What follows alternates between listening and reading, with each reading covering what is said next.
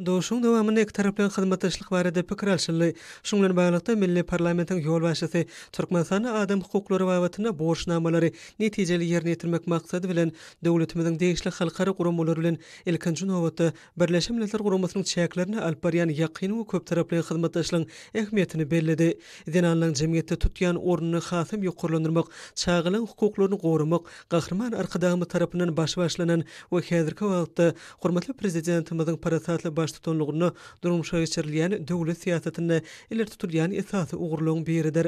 Türkmenistanyň konstitusiýasyna laýyklykda ýurdumyzyň dinanlarynyň öz hünerini erkin saýlamagy, münasip bilim almagy, çağılan bagtyar durmuşda ýaşamak üçin ähli şertleri we mümkinçilikler döredilýär. Ýurdumyz aýal gyzylaryň çağılan hukuklaryny gorumak boýunça öz üstüne alan halkara borçnamalaryna ıgrarlygyny anyk işleri bilen suw edýär.